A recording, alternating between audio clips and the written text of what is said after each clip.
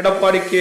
விடியா ஆட்சிக்கு முடிவு கட்டி பெண்களின் பாதுகாப்பை உறுதி செய்திட கள்ளக்குறிச்சி மாவட்ட மகளிர் அணி எழுச்சி பொதுக்கூட்டத்திற்கு வருகை தரும் கழக பொதுச் செயலாளர் மாண்புமிகு புரட்சி தமிழர் அவர்களை வருக வருக என வரவேற்கிறோம். பா. வளர்மதி, கழக மகளிர் அணி செயலாளர், முன்னாள் அமைச்சர். இங்க ஒரு 4-5 நாளுக்கு முன்பு என்று கருதுகிறேன், எனக்கு முன்னாலே அக்கா வளர்மதி அவர்கள் குறிப்பிட்டார்கள். எங்கே இந்த நாட்டினுடைய முதலமைச்சர் திரு ஸ்டாலின் அவர்கள் கள்ளக்குறிச்சி மாவட்டத்திற்கு வருகிறது அவர் உரையாற்றுகின்ற பொழுது குறிப்பிட்டார், அனைத்து இந்திய அண்ணா திராவிட முன்னேற்ற கழக ஆட்சியிலே 5% தான் நிறைவேற்றப்பட்டது என்று ஒரு பொய்யான செய்தியை வெளிப்படுத்தி சென்றிருக்கின்றார். சிந்தித்து பாருங்கள், இந்த கள்ளக்குறிச்சி மாவட்டத்தை தோற்றுவித்தது அண்ணா திமுக ஆட்சி. இந்த கள்ளக்குறிச்சி மாவட்டத்திலே மாவட்ட மக்களுடைய கோரிக்கை ஏற்று குமரகுரு அவர்களுடைய கோரிக்கை ஏற்று இந்த பகுதியில் நாடாளுமன்ற சட்டமன்ற உறுப்பினர்களை கோரிக்கை ஏற்று கழக நிர்வாகிகளை கோரிக்கை ஏற்று பொதுமக்களுடைய கோரிக்கை ஏற்று இந்த மாவட்ட மக்களுக்கு உரிய சிகிச்சை அளிக்க வேண்டும் என்ற அடிப்படையிலே பிரம்மாண்டமான மருத்துவக் கல்லூரி மருத்துவமனை கொண்டு வந்தது அண்ணா திமுக ஆட்சி. திரு ஸ்டாலின் அவர்கள் திறந்து வைத்ததே அண்ணா திமுக ஆட்சியில் அடிக்கல் நாட்டப்பட்ட மாவட்ட ஆட்சியாளர் அலுவலகம். திரு ஸ்டாலின் கொண்டு வந்த மாவட்ட ஆட்சியாளர் அல்ல, அண்ணா திமுக ஆட்சியிலே அடிக்கல் நாட்டப்பட்ட அந்த திட்டத்தை தான் திமுக ஆட்சியிலே முடிவிட்டு திறந்து வைத்திருக்கின்றார். நாம் பெற்ற பிள்ளைக்கு ஸ்டாலின் பெயர் வைத்திருக்கின்றார். அவ்வளவுதான் அவருடைய சாதனை. ஸ்டாலின் அவர்களே, சேலஞ்சு பண்றீங்க. எதிலே சேலஞ்சு பண்றீங்க? அனைத்து இந்திய அண்ணா திராவிட முன்னேற்ற கழக ஆட்சியிலே நடைபெற்ற பணிகள் குறித்து சேலஞ்சு பண்ணுகிறீர்களா? அனைத்து இந்திய அண்ணா திராவிட முன்னேற்ற கழகத்தினுடைய நிர்வாகத்திலே சேலஞ்சு பண்றீங்களா? இன்றைக்கு அனைத்து இந்திய அண்ணா திராவிட முன்னேற்ற கழகம் 2011 2021 வரைக்கும் ஏராளமான திட்டங்களை கொண்டு வந்து நிறைவேற்றப்பட்டது. பொன்மனச்சம்பல் புரட்சி தலைவர் எம்ஜிஆர் அவர்கள் ஆட்சியில் இருக்கின்ற பொழுதும் நிறைய திட்டங்களை கொண்டு வந்து நிறைவேற்றினார்.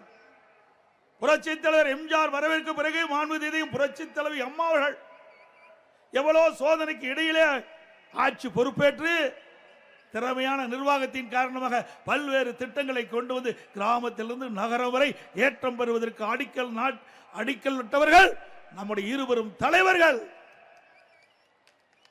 உடைய ஆட்சியிலே மக்கள் என்ன நன்மை பெற்றார்கள்? இந்த மாவட்டத்திலே அனைத்து இந்திய அண்ணா திராவிட முன்னேற்ற கழகத்திலே கூட்டு குடி திட்டத்தை நாங்கள் கொண்டு வர முயற்சித்தோம், அடிக்கல் நாட்டினோம். அதையும் ரத்து செய்துதான் இந்த ஆட்சியுடைய சாதனை. குடிப்பதற்கு குடிக்கின்ற தண்ணீரை கூட தடுத்து நிறுத்திய அரசாங்கம் தேவையா? இன்றைக்கு பாருங்கள், பாலியல் வன்கொடுமை சிறுமி முதல் முதியோர் வரை இன்றைக்கு கடுமையாக பாதிக்கப்பட்ட நிகழ்வுகள் அன்றாட தொலைக்காட்சியிலே பத்திரிகையிலே வந்த வண்ணம் இருக்கின்றது. அண்ணா பல்கலைக்கழகம், அங்கே மாணவிக்கு பாலியல் கொடுமை. இன்று வரை அந்த யார் அந்த சார் கண்டுபிடிக்க முடியவில்லை. இந்த அரசாங்கத்தால் திட்டமிட்டு அவர்கள் பொய்யான ஒரு தோற்றத்தை ஏற்படுத்தி அதை ஆதரவால் மலரும். இதில் யாரெல்லாம் ஈடுபட்டார்களோ அவர் மீது உரிய நடவடிக்கை எடுக்கப்படும். அதேபோல கோவை கல்லூரி மாணவி இன்றைக்கு பாலியல் துன்பத்திற்கு ஆளாகப்பட்டார். அதோடு திருவண்ணாமலையில் இன்றைக்கு லாரியில 2 பெண்கள் சென்று கொண்டிருந்த பொழுது வழியிலே காவல்துறை சேர்ந்தவர்கள் அவர்களை அந்த 2 பெண்மணியும் இறக்கி 2 இருசக்கர வாகனத்தில் அழைத்து சென்று அவருடைய தாயின் கண்ணெதிரே அவருடைய மகளை பாலியல் சீண்டலுக்கு உட்படுத்தியிருக்கிறார். இப்படிப்பட்ட கொடுமையான ஆட்சி தேவையா? அதே போல சென்னை விருகம்பாக்கம் பெண் காவலருக்கு திருமதி கனிமொழி எம்பி அவர்கள் பொதுக்கூட்டத்திலே பாதுகாப்புக்கு சென்ற அந்த காலகட்டத்திலே சிலர் அவருக்கு பாலியல் சீண்டல் ஏற்படுத்தினார். இப்படிப்பட்ட அவலங்களை தான் இந்த ஆட்சியிலே நடைபெற்றுக் கொண்டிருக்கிறது. அதோடு அண்ணா நகர் சிறுமி பாலியல் கொடுமை, அந்த பாலியல் கொடுமையின் மூலமாக இந்த அரசு சரியான நடவடிக்கை எடுக்காத காரணத்தினாலே இன்றைக்கு உயர்நீதிமன்றம் சிபிஐ விசாரிக்க வேண்டும் என்று தீர்ப்பளித்த பிறகு அதை எதிர்த்து உச்ச நீதிமன்றம் போன அரசுதான் விடியா திமுக அரசு. உங்களுக்கு யார் விசாரித்தால் என்ன? பாதிக்கப்பட்டவர்களுக்கு நியாயம் கிடைக்க வேண்டும். அதுதான் ஒரு நியாயமான அரசாங்கம் செய்ய வேண்டிய கடமை. இந்த அரசாங்கம் கடமையிலிருந்து தவறிய காரணத்தினால் சம்பந்தப்பட்டவர்கள் நீதிமன்றத்தின் மூலமாக அவர்களுக்கு சிபிஐ விசாரணை இருந்தால் நியாயம் கிடைக்கும், உண்மையான குற்றவாளி தண்டிக்கப்படுவார்கள் என்று கருதிதான் உச்ச நீதிமன்றம் சென்று தீர்ப்பை பெறுகின்ற சூழ்நிலை இந்த ஆட்சியிலே பார்க்கப்படுகின்றது. அதே போல அரக்கோணம் திமுக நிர்வாகி தெய்வ செயல் பெண்களை மானபங்கம் படுத்திய கொடுமை எல்லா வலைதளங்களிலும் பார்த்தோம். இந்த மாவட்டத்தில் இருக்கின்ற முன்னாள் மந்திரி பொன்முடி நல்லா தெரியும். இவர்கள் கட்டணமெல்லாம் பேருந்து பெண்களுக்கு என்று அறிவித்து விட்டு அமைச்சர் மேடையிலே கிண்டலா பேசுகிறார். பெண்களை பார்த்து ஓசி பஸ் எவ்வளவு அவமானப்படுத்துகிறார் பெண்களை. சிந்தித்து பாருங்கள். ஒரு அரசாங்கத்தில் அங்கம் வைக்கின்ற அமைச்சர் இப்படி பெண்களை இழிவாக பேசினால் இது இந்த அரசாங்கம் தூய்மையான அரசாங்கமா? மக்களை மதிக்கின்ற அரசாங்கமா? பெண்களை மதிக்கின்ற அரசாங்கமா? அதோடு சமூகத்துறை அமைச்சர் தூத்துக்குடி விழாவிலே ஒரு நிகழ்ச்சியிலே பேசுகிறார். திராவிட முன்னேற்ற கழகம் ஆட்சி அமைந்த பிறகு 6999 போக்சோ வழக்குகள் பதிவு செய்யப்பட்டதாக, அந்த பாதிக்கப்பட்டவர்களுக்கு 104 கோடி ரூபாய் நிவாரணம் வழங்கப்பட்டதாக பெருமையாக பேசுகிறார். வெக்கமில்ல? சிறுமிகள் பாதிக்கப்படுறாங்க பாலியல் சீண்டலுக்கு. கிட்டத்தட்ட 6999 சிறுமிகள் பாதிக்கப்பட்டு சொன்னால் உங்களுடைய ஆட்சி எந்த லட்சணத்திலே நடந்து கொண்டிருக்கிறது எண்ணி பார்க்க வேண்டும். சட்ட ஒழுங்கு எவ்வளவு மோசமாக தமிழகத்திலே நிலவுகிறது என்பதை நாம் எண்ணி பார்க்க வேண்டும். இப்படிப்பட்ட பெண்களுக்கு எதிராக இருக்கின்ற அரசு தேவையா? இன்றைக்கு திராவிட முன்னேற்ற கழக ஆட்சியிலே இன்றைக்கு குழந்தைக்கு எதிரான குற்றங்கள் 50% அதிகரித்து விட்டது. ஆதி திராவிடர் மற்றும் பழங்குடியினர் பெண்களுக்கு எதிரான குற்றங்கள் கடந்த ஆண்டை விட 2022-23 ஆண்டை விட 2023-24 ஆண்டு 2 மடங்கு உயர்ந்துள்ளது. ஆக தமிழகத்திலே சட்ட ஒழுங்கு அடியோடு சீர்குலைந்து விட்டது. சிறுமிக்கு பாதுகாப்பு இல்ல, நம்முடைய வயதான பெண்களுக்கு பாதுகாப்பு இல்ல, ஒட்டுமொத்தமா மக்களுக்கே பாதுகாப்பு இல்லாத ஒரு அரசாங்கம் தான் திரு ஸ்டாலின் தலைமையில் இருக்கின்ற அரசாங்கம் என்பதை நாம் எண்ணி பார்க்க வேண்டும். இன்றைக்கு பயிருக்கு வேலி பாதுகாப்பாக இருக்கின்றது, மக்களுக்கு பாதுகாப்பு இருப்பது காவல்துறை. அந்த காவல்துறைக்கு இன்று வரை இந்த அரசாங்கம் யுபிஎஸ்சி அங்கே தேர்வு செய்யப்பட்ட டிஜிபி பட்டியலிலே ஒருவரை சட்ட ஒழுங்கு டிஜிபியாக நியமிக்க முடியாத ஒரு அவலநிலை இந்த ஆட்சியிலே பார்க்கப்படுகிறது. சட்ட ஒழுங்கு டிஜிபி இருந்தால்தான் இந்த மாதிரி கொடுமைகள் நிகழாமல் இருப்பதற்கு அவள் நடவடிக்கை எடுப்பார்கள். நிரந்தர டிஜிபி இல்லாத காரணத்தினாலே தலையில்லாத முண்டமாக இன்றைக்கு தமிழகம் காட்சி அளித்துக் கொண்டிருக்கின்றது. இன்றைக்கு இப்படிப்பட்ட ஒரு மோசமான ஆட்சி தொடர வேண்டுமா? அது மட்டுமல்ல, நம்முடைய சகோதரிகள் தாய்மார்கள் சாலையிலே அவர்கள் நகை அணிந்து நடந்து சென்றால் பின்னாலேயே இருசக்கர வாகனத்தில் வருகின்றவள் அந்த செயினை பறித்துக் கொண்டு செல்கின்ற காட்சி தொலைக்காட்சியிலே பார்க்கின்றோம். இன்னைக்கு அந்த அளவுக்கு ஒரு மோசமான சூழ்நிலை தமிழகத்தில் நிலவிக் கொண்டிருக்கின்றது. தனியாக வசிக்கின்ற நம்முடைய முதியோர்களுக்கு பாதுகாப்பு இல்லை. திட்டமிட்டு அவளை படுகொலை செய்து அவள் வைத்திருக்கிற நகை பணத்தை கொள்ளையடிக்கின்ற நிகழ்வு இந்த ஆட்சியிலே தான் பார்க்கப்படுகிறது. காவல்துறை பெண் உயர் அதிகாரி அலுவலகத்தில் தீயிட்டு கொளுத்துகிறார்கள். எவ்வளவு வேதனை! ஒரு ஏடிஜிபி அலுவலகத்திலே இப்படிப்பட்ட நிகழ்வு ஏற்படுகிறது. கள்ளக்குறிச்சி கள்ளச்சாராயம் அருந்தி சுமார் 68 பேர் இறந்து விட்டார்கள். எவ்வளவு கொடுமையானது! அதை பார்ப்பதற்கு கூட அவர்களுக்கு பாதிக்கப்பட்டவர்களுக்கு ஆறுதல் சொல்லக்கூட இந்த நாட்டுடைய முதலமைச்சர் வரல. சினிமா பார்ப்பதற்கு நேரம் இருக்கின்றது. சைக்கிள் ஓட்டுவதற்கு நேரம் இருக்குது, வாக்கிங் போவதற்கு நேரம் இருக்கின்றது. மக்களால் தேர்ந்தெடுக்கப்பட்ட முதலமைச்சர் மக்கள் பாதிக்கப்படுகின்ற பொழுது அந்த மக்களுக்கு ஆறுதல் சொல்ல முடியாத ஒரு முதலமைச்சர் தொடர வேண்டுமா? இந்த கள்ளக்குறிச்சி கள்ளச்சாராய மரணம் 3 பேர் முதலிலே இறக்கின்றார்கள். மாலையிலே மாவட்ட ஆட்சித்தலைவர், இந்த மாவட்டத்தினுடைய கண்காணிப்பாளர், இந்த மாவட்டத்தில் இருக்கின்ற ஒரு சட்டமன்ற உறுப்பினர் 3 பேரும் இணைந்து அந்த மாவட்ட ஆட்சியர் அந்த நிகழ்ச்சியிலே பத்திரிகையாளருக்கு தொலைக்காட்சிக்கு பேட்டி கொடுக்கிறார். அப்பொழுது மாவட்ட ஆட்சித்தலைவர் சொல்கிறார், பல்வேறு காரணங்களினால் இந்த 3 பேர் இறந்து விட்டார்கள் என்று சொல்லுகிறார். ஆனால் அவர்கள் 3 பேரும் கள்ளச்சாராயம் அருந்திதான் இறந்து விட்டார்கள். அந்த உண்மையை சொல்லி இருந்தால் இந்த நிகழ்வு ஏற்பட்டிருக்காது. அடுத்த நாள் அவருடைய 3 பேர் துக்கத்திற்கு அவருடைய உற்றார் உறவினர்கள் நண்பர்கள் வந்து அதே கள்ளச்சாராயத்தை அருந்திய காரணத்தினால் கிட்டத்தட்ட 65 பேர் இறந்து விட்டார்கள்.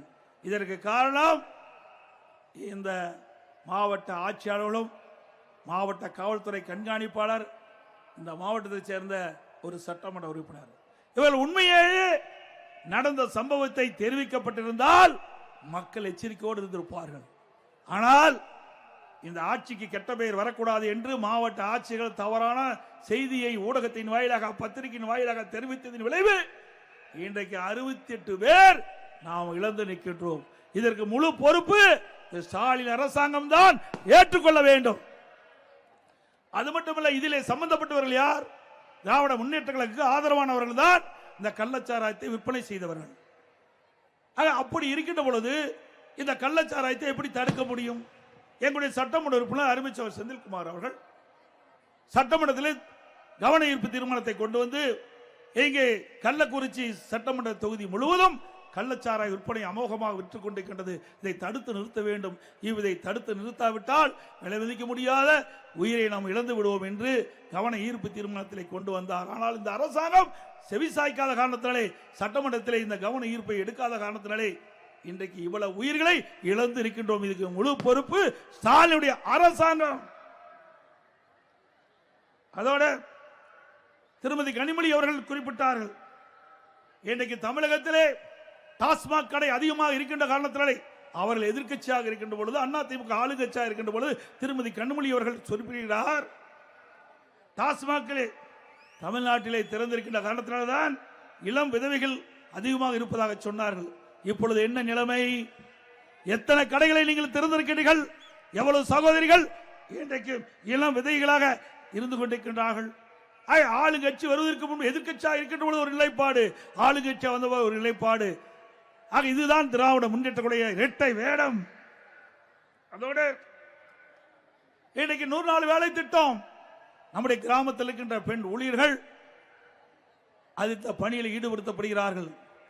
அனைத்து இந்திய அண்ணா திராவிட முன்னேற்ற கழக தேர்தல் அறிக்கையிலே நாங்கள் குறிப்பிட்டோம், அண்ணா திமுக ஆட்சிக்கு வந்தா 100 நாள் வேலை திட்டத்தை 150 நாளாக உயர்த்தப்படும் என்று தெரிவித்தோம். ஆனால் நாங்கள் வெற்றி வாய்ப்பை இழந்து விட்டோம். திராவிட முன்னேற்ற கழகம் ஆட்சிக்கு வந்தது. திராவிட முன்னேற்ற கழக தேர்தல் அறிக்கையிலே குறிப்பிட்டிருந்தார்கள், திராவிட முன்னேற்ற கழகம் ஆட்சியிலே அமர்ந்தவுடன் அந்த 100 நாள் வேலை திட்டத்தை 150 நாளாக உயர்த்துவோம் சொன்னாங்க. உயர்த்தினாங்களா? ஆனால் அனைத்து இந்திய அண்ணா திராவிட முன்னேற்ற கழகம் எதிர்கட்சியாக இருந்தாலும் சரி, ஆளுங்கட்சியாக இருந்தாலும் சரி, மக்களுடைய பிரச்சனை தீர்ப்பதற்கு எப்பொழுதும் தயாராக இருந்து கொண்டிருந்தது, முன்னிலை வைத்துக் கொண்டிருந்தது. அந்த அடிப்படையிலே அனைத்து இந்திய அண்ணா திராவிட முன்னேற்ற கழகம் மத்திய அரசோடு தொடர்பு கொண்டு தொடர்ந்து அழுத்தம் கொடுத்தோம். 100 நாள் வேலை திட்டத்தை 150 நாளாக உயர்த்த வேண்டும் என்று தொடர்ந்து அழுத்தம் கொடுத்த காரணத்தினாலே மத்திய அரசாங்கம் இன்றைய தினம் 100 நாள் வேலை திட்டத்தை 125 நாளாக உயர்த்தியிருக்கின்றது. சம்பளத்தையும் உயர்த்தியது. அது பொறுத்துக் கொள்ள முடியாத திரு ஸ்டாலின் அரசாங்கம், திமுக கூட்டணி அங்கமைக்கின்ற கட்சிகள் திட்டமிட்டு தாங்கள் கொடுக்கப்பட்ட வாக்குறுதியை நிறைவேற்ற முடியவில்லை. இருந்தாலும் அனைத்து இந்திய அண்ணா திராவிட முன்னேற்ற கழகம் மத்தியிலே தொடர்ந்து அழுத்தம் கொடுத்த காரணத்தினாலே மத்திய அரசாங்கம் இசைவளித்திருக்கின்றது. முதற்கட்டமாக 125 நாட்கள் வேலை கொடுப்பதாக அறிவித்திருக்கின்றார்கள். அதனால ஒரு திட்டத்தை வகுத்தார்கள். இந்த திட்டம் ரத்து செய்யப்படும் என்ற ஒரு தவறான அவதூறான பொய் பிரச்சாரத்தை ஆங்காங்கே ஆர்ப்பாட்டத்தின் மூலமாக கூட்டத்தின் வாயிலாக தெரிவித்தார்கள். இப்பொழுது இந்த கூட்டத்தின் வாயிலாக நாங்கள் தெரிவிக்கின்றோம், 100 நாள் வேலை திட்டம் 125 நாட்களாக உயர்த்தப்பட்டு விட்டது. இது உறுதியான நிலைப்பாடு. எந்த காலகட்டத்திலும் இந்த 125 நாள் வேலை திட்டம் ரத்தாகாது. அதுவும் 15 நாள்ல வேலை செய்து 15வது நாள் அவர்களுக்கு அந்த ஊதியத்தை வழங்க வேண்டும் என்று மத்திய அரசு இன்றைக்கு உத்தரவு வழங்கி இருக்கின்றது. மீண்டும் அனைத்து இந்திய அண்ணா திராவிட முன்னேற்ற கழக ஆட்சி நடைபெறுகின்ற சட்டமன்ற தேர்தலில் வெற்றி பெற்று ஆட்சி அமைந்தவுடன் 125 நாளை 150 நாளாக உயர்த்தப்படும்.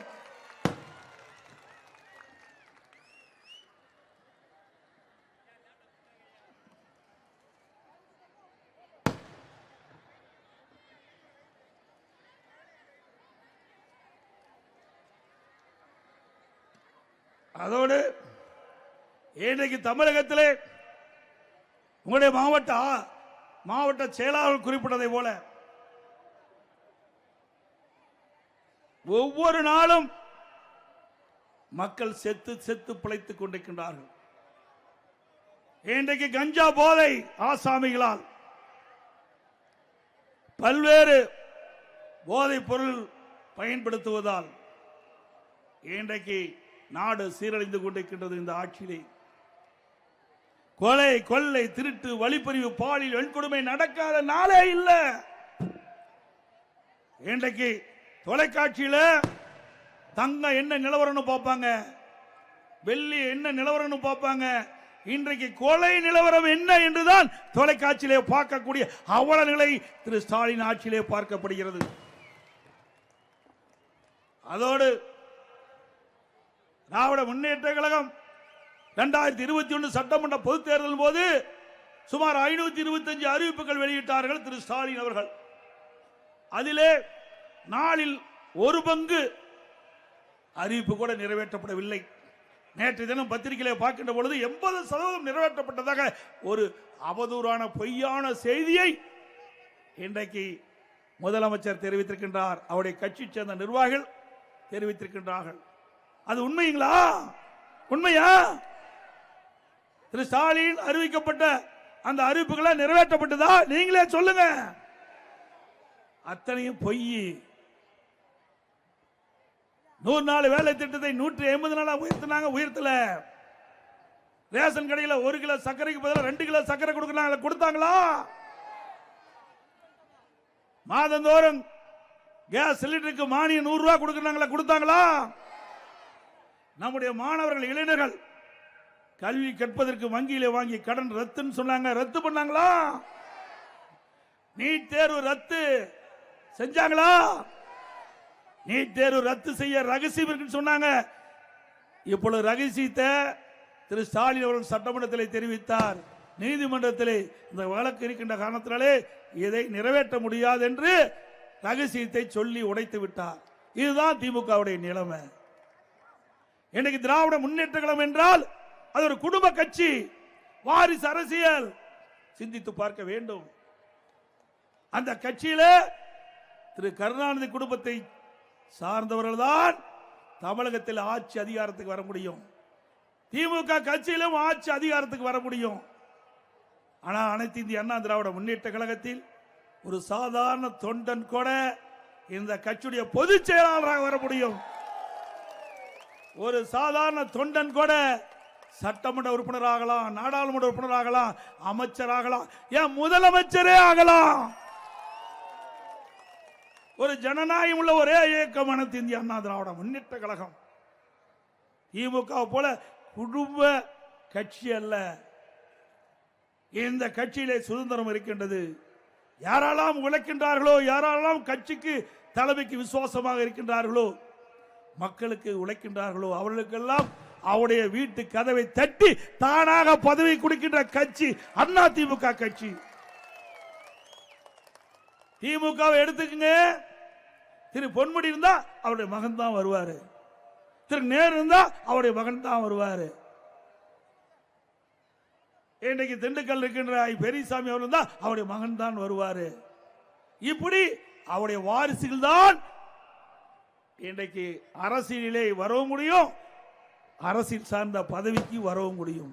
அண்ணா திமுக அப்படி இல்லை. உங்க கள்ளக்குறிச்சி எம்எல்ஏ யார்? உதாரணத்துக்கு கள்ளக்குறிச்சி எம்எல்ஏ அவர் எங்கே இருக்கிறார் சொல்லு பார்க்கலாம். சாதாரண குடும்பத்தை சேர்ந்தவர்.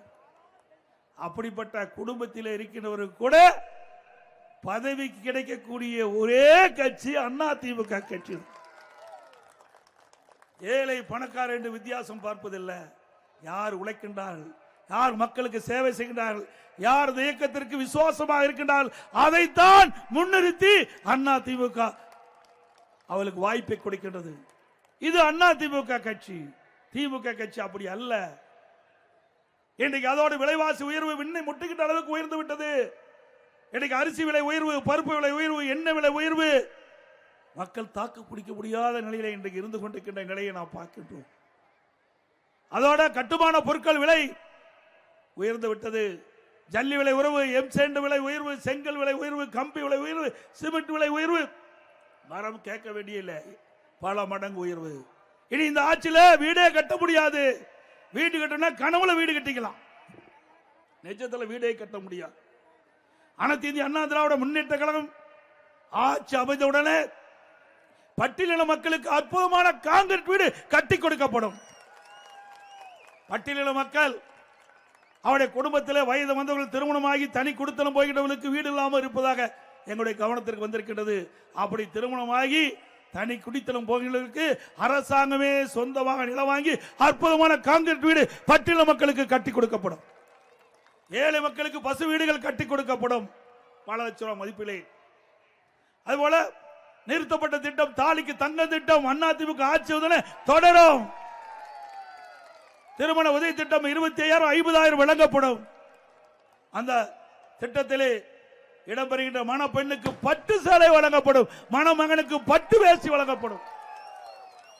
ஒவ்வொரு தீபாவளி என்றும் நம்முடைய சகோதரிகள் தாய்மார்கள் மகிழ்ச்சியோடு தீபாவளி பண்டிகை கொண்டாடுகின்ற விதமாக பட்டு சேலை வழங்கப்படும்.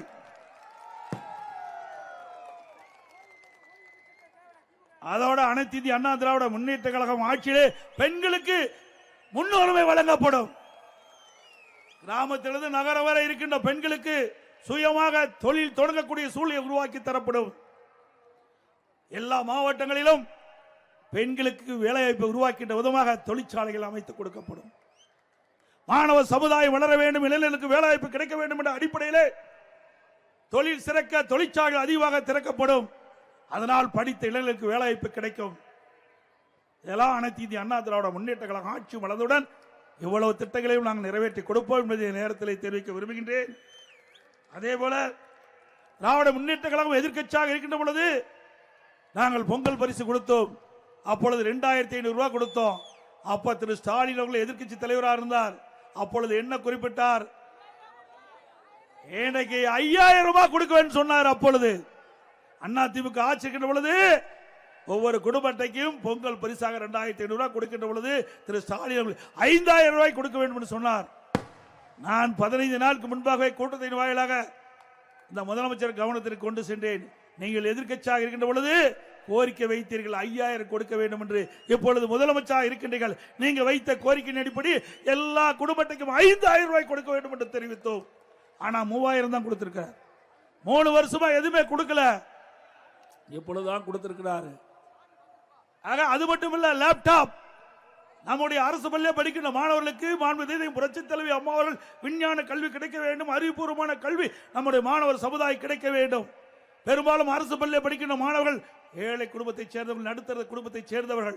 அவர்கள் 12,000 ரூபாய் செலவழித்து மடிக்கணினி வாங்க முடியாத சூழ்நிலையில் இருக்கின்ற அடித்தட்டிலே வாழ்கின்ற நம்முடைய குழந்தைகளுக்கு அறிவுபூர்வமான கல்வி கிடைக்க மடிக்கணினி திட்டத்தை கொண்டு வந்து தமிழகத்திலே 10 ஆண்டு காலத்தில் 52,35,000 மாணவ மாணவிகளுக்கு மடிக்கணினி கொடுத்து சாதனை படைத்த அரசாங்கம் சுமார் 7,300 கோடி ரூபாய் இதற்காக செலவழித்தோம். இந்த ஆட்சி பொறுப்பேற்ற பிறகு தொடர்ந்து வலியுறுத்தினோம். நீங்கள் அனைத்து இந்திய அண்ணா திராவிட முன்னேற்ற கழக ஆட்சியிலே கொண்டு வர திட்டம் என்ற ஒரே காரணத்திற்காக நம்முடைய மாணவனுடைய திறமையான மாணவர்களை உருவாக்கக்கூடிய லேப்டாப் திட்டத்தை நிறுத்திவிட்டீர்கள். அதை தொடர்ந்து வழங்க வேண்டும் என்று சட்டமன்றத்தில் பிரதான எதிர்க்கட்சி என்ற முறையில் வலியுறுத்தினோம். பொது வழியிலே பேசினோம், ஊடகத்தின் வாயிலாக பத்திரிகையின் வாயிலாக தெரிவித்தோம். 4 ஆண்டு காலம் திரு ஸ்டாலின் அவர்கள் கண்டுகொள்ளவே இல்லை. இன்றைக்கு மக்களுடைய செல்வாக்கை இழந்து விட்டார். நடைபெறுகின்ற சட்டமன்ற பொதுத் தேர்தலில் தோல்வி அடைந்து விடும் என்ற தோல்வி பயத்திலே இன்றைக்கு அறிவித்திருக்கின்றார். கல்லூரியில் படிக்கின்ற மாணவர்களுக்கு லேப்டாப் கொடுப்பதாக அறிவித்து இன்றைய தினம் அவர் முதற்கட்டமாக அந்த திட்டத்தை அறிவித்து கொடுத்திருக்கின்றார் மாணவர்களுக்கு. நாங்கள் அந்த திட்டத்தை அதிமுக ஆட்சியிலே கொண்டு வரப்பட்ட திட்டம், அதை நாங்கள் வரவேற்கின்றோம். திரு ஸ்டாலின் அவர்களை இப்பொழுது ஏற்றுக்கொண்டு விட்டார். அனைத்து இந்திய அண்ணா திராவிட முன்னேற்ற கழக ஆட்சியிலே கொண்டு வரப்பட்ட திட்டம் சிறப்பான திட்டம் என்று இன்றைய முதலமைச்சர் ஏற்றுக்கொண்டு இன்றைக்கு அந்த திட்டத்தை துவக்கி வைத்திருக்கின்றார். சிந்திச்சு பாருங்க, 4 ஆண்டுகளவா கொடுத்திருந்தா மாணவர்கள் எவ்வளோ பயன்பெற்றிருப்பாங்க. இல்ல நீங்க கொடுக்கிறது ரைட், வேண்டாம் நாங்க சொல்லல, அதை வரவேற்கிறோம். எப்ப கொடுத்திருக்கணும்? கல்லூரி ஆரம்பத்திற்கு முன்பாகவே இந்த ஆண்டு துவக்கத்திலே கொடுக்கப்பட்டிருக்கலாம். அப்படி கொடுக்கப்பட்டிருந்தால் அந்த கல்லூரியில் சேர்கின்ற மாணவர்கள் கடன் உடனே வாங்கி இந்த லேப்டாப் வாங்கி இருக்க மாட்டாங்க. அதில் வாங்கி பயன்படுத்தி கொண்டிருக்கிறாங்க. இறுதி ஆண்டு முடிச்சு வெளியிலே போறாங்க, அவர்களுக்கு கொடுக்குறீங்க. இதனால என்ன பயன்? சிந்திச்சு பாருங்க. ஒரு திட்டத்தை கொடுக்கின்ற பொழுது மாணவர்களுக்கு நலன் பயக்கின்ற திட்டமாக இருக்க வேண்டும். இன்றைக்கு ஆரம்பத்திலே 2025ஆம் ஆண்டு கல்லூரி திறப்பதற்கு முன்பாகவே இந்த திட்டத்தை கொண்டு வந்து கொடுக்கப்பட்டிருந்தால் மாணவனுடைய சுமை குறைந்திருக்கும். பொம்மை முதலமைச்சர், திறமையற்ற முதலமைச்சர் நாட்டை ஆளுகின்ற காரணத்தில்தான் இப்படிப்பட்ட அவலங்களை இன்றைக்கு தமிழகத்தில் இருந்து.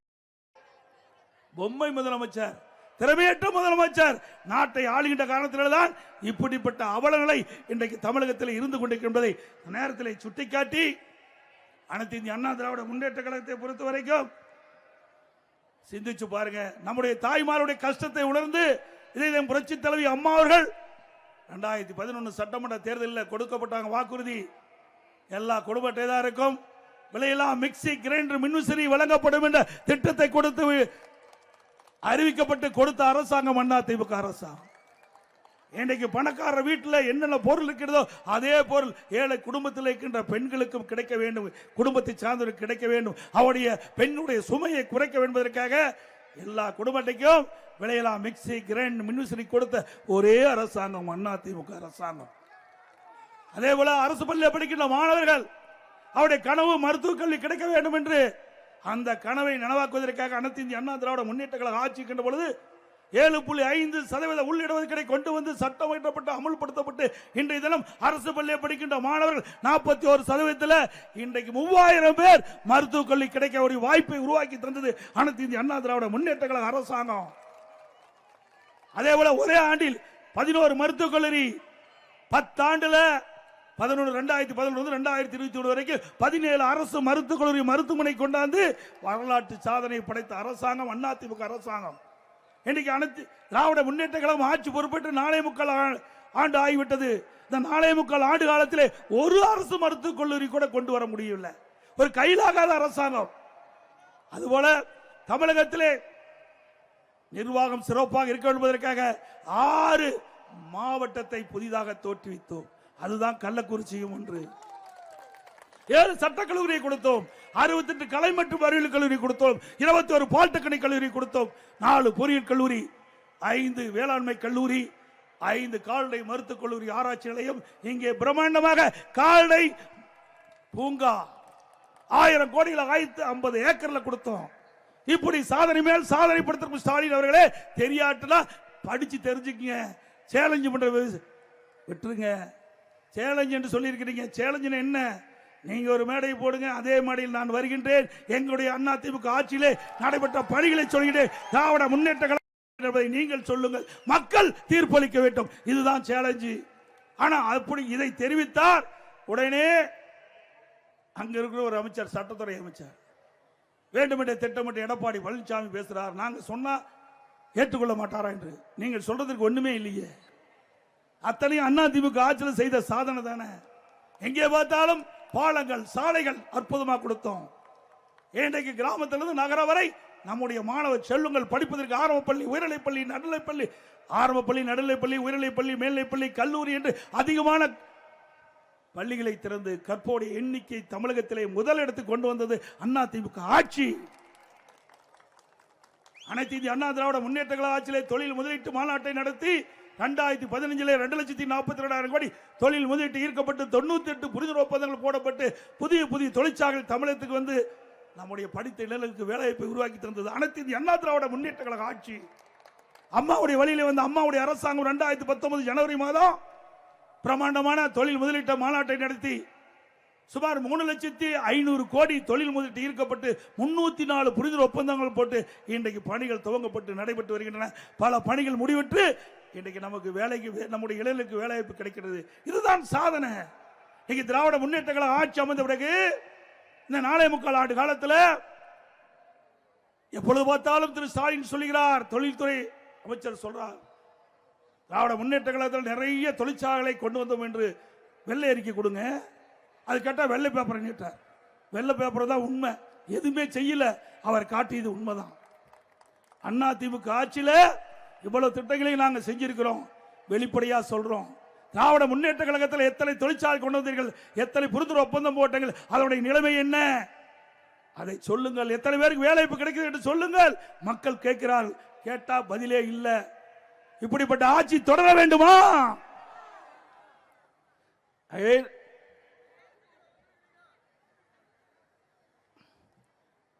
வருகின்ற சட்டமன்ற பொதுத் தேர்தலில் நம்முடைய கூட்டணி கட்சியின் சார்பாக போட்டியிடுகின்ற கழக வேட்பாளர் அவர்களுக்கு இரட்டை சின்னத்திலே வாக்களித்து வெற்றி பெற செய்யுங்கள். மீண்டும் அண்ணா திமுக ஆட்சி மலர்ந்து எண்ணற்ற திட்டங்களை நாட்டு மக்களுக்கு வழங்க வேண்டும்.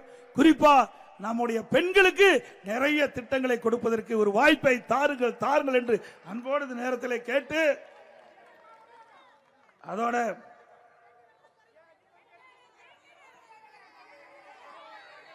மக்களை காப்போம், தமிழகத்தை மீட்போம். தமிழகத்தை